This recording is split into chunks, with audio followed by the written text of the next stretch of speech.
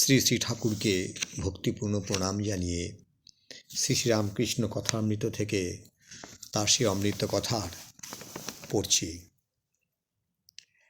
শুধু পাণ্ডিত্যে কি হবে? অনেক শ্লোক, অনেক শাস্ত্র পণ্ডিতের জানা থাকতে পারে, কিন্তু যার সংসারে আসক্তি আছে, যার কামিনী কাঞ্চনে মনে মনে ভালোবাসা আছে, তার স্বাস্থ্য ধারণা হয় নাই, মিছে পড়া। পাজিতে লিখেছে বিষারা জল, কিন্তু পাজি টিপলে এক ফোঁটাও পড়ে না।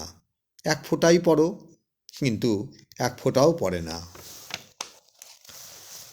মা, আমি তোমার শরণাগত শরণাগত, তোমার শ্রীপাদপদ্মে শরণ নিলাম।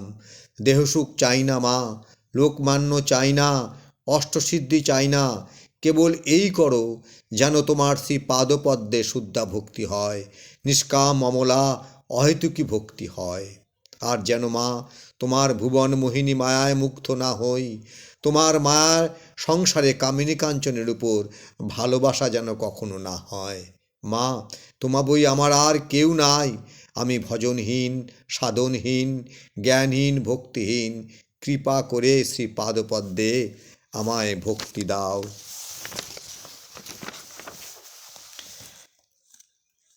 তিনি সর্বত্র আছেন, তবে একটা কথা আছে, শক্তি বিশেষ তিনি কোনোখানে অবিদ্যা শক্তির প্রকাশ, কোনোখানে বিদ্যাশক্তির প্রকাশ। কোনো আধারে শক্তি বেশি, কোনো আধারে শক্তি কম, তাই সব মানুষ সমান নয়। তবে চৈতন্য লাভ না করলে চৈতন্যকে জানা যায় না। বিচার কতক্ষণ? যতক্ষণ না তাকে লাভ করা যায়। শুধু মুখে বললে হবে না, এই আমি দেখছি তিনিই সব হয়েছেন। তার কৃপায় চৈতন্য লাভ করা চাই। চৈতন্য লাভ করলে সমাধি হয়, মাঝে মাঝে দেহ ভুল হয়ে যায়, কামিনী কাঞ্চনের উপর আসক্তি থাকে না, ঈশ্বরীয় কথা ছাড়া কিছু ভালো লাগে না, বিষয় কথা শুনলে কষ্ট হয়। দেখেছি, বিচার করে একরকম জানা যায়, তাকে ধ্যান করে একরকম জানা যায়। আবার তিনি যদি দেখিয়ে দেন সে এক। তিনি যদি দেখিয়ে দেন এর নাম অবতার, তিনি যদি তার মানুষটিলা দেখিয়ে দেন, তাহলে আর বিচার করতে হয় না, কারোকে বুঝিয়ে দিতে হয় না। কীরকম জানো?